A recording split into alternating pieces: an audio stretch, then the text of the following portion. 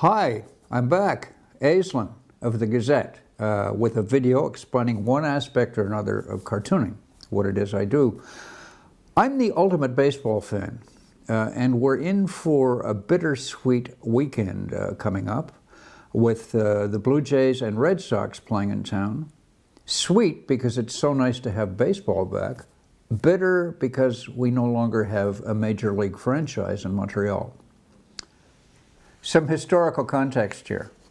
Here's a photograph of me as a proud 10-year-old, the captain of my Little League baseball team. And again, over here, just a few years later, me standing at exactly the same location in a gorgeous little ballpark in Point St. Charles. It's still there. Love to drive by. At that time, John Little, the well-known Montreal painter, who is my godfather, did this great cartoon of me playing in right field with my proud parents standing in behind. So you can see baseball was very much a part of my youth. In fact, I'm the proud owner of this painting behind me, which was John Little. He produced in 1959. It's a scene of neighborhood surrounding Delormier Downs back in the day, the home to the Montreal Royals. A game going on in the background, festive Saturday night, beautiful thing. In fact, it ended up being a cover on Maclean's magazine back in the day. Beautiful thing. As for me, in the late 1960s, I was establishing a name for myself in Montreal as a cartoonist, and nobody, trust me, nobody was as happy about Major League Baseball coming to Montreal in 1969 in the form of the Montreal Expos. Dark hair. So then, in 1972, I was hired at the Gazette as a full-time cartoonist. But I was tricky about it. I said, all right, I'll take the job, but I want you to send me to spring training every year to do sketchbooks. And what do you know, they went for it. So I began going down to Florida. The first year or two, they were very sort of tentative sketches. Thumbnails, if you will, players in action and so on, not too much personality. But each year I seem to get a little better, and here a whole series of spring training sketches involving players getting off the bus, fans in the stands, this, that, and the other. A lot of fun. And then eventually they became such big features that here we go. I think, what's that, 2002, we were end up doing, look at this, big full-page spring training sketchbooks with personalities and the writers voting for the best player and all sorts of things. Like so many Montrealers, I have very fond memories of those early frantic days at Parc Jarry.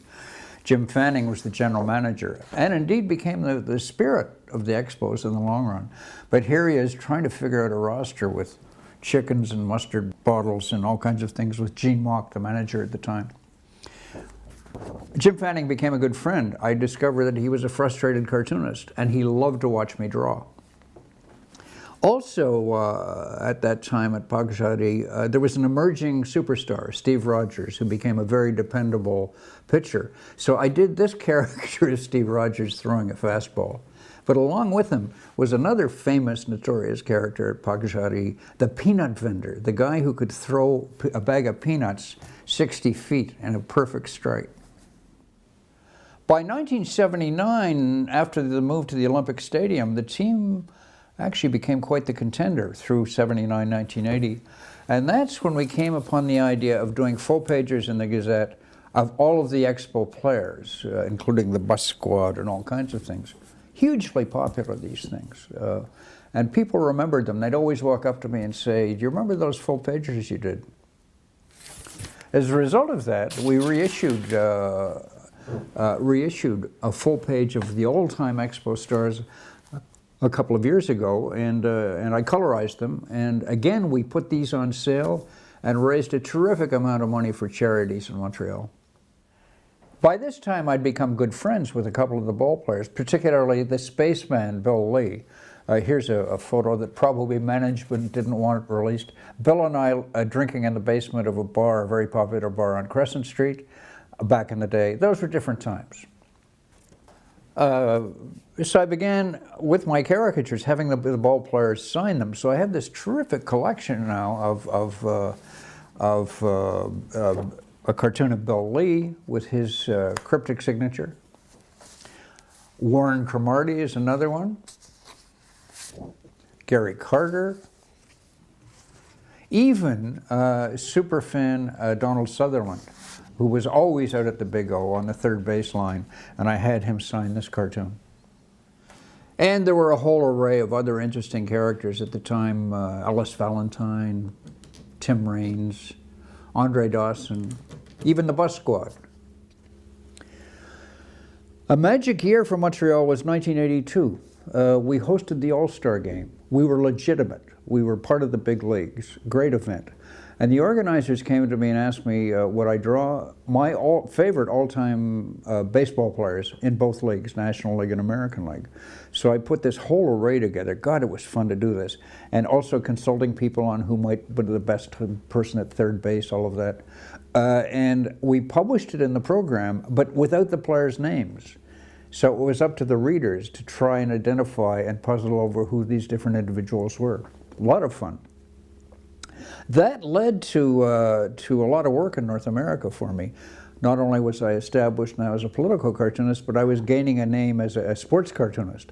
Even the New York Mets came calling and said, would you do the yearbook cover in 1983 for them, with all their stars, Tom Seaver and so on. A lot of fun to do that. You know, given my connection with the Expos, if I had to name my all-time favorite individual connected with the team, it would be Felipe Alou, who was the manager in the early 90s and did magic with the team. In fact, so much so that there was a threat of him going to the LA Dodgers for a little while. And I was asked to carry a petition down to him in Florida, Gazette readers, asking him, pleading with him to stay at the Expos, and he did, so it was nice to be a small part of that. This was Felipe's favorite cartoon, actually, of himself leading a bunch of younger Expos, as they all were at the time, along with one of those kindergarten ropes. The most talented player, and our last superstar, would be Vladimir Guerrero, as you see here. Just a multi-talented player with interesting haircuts.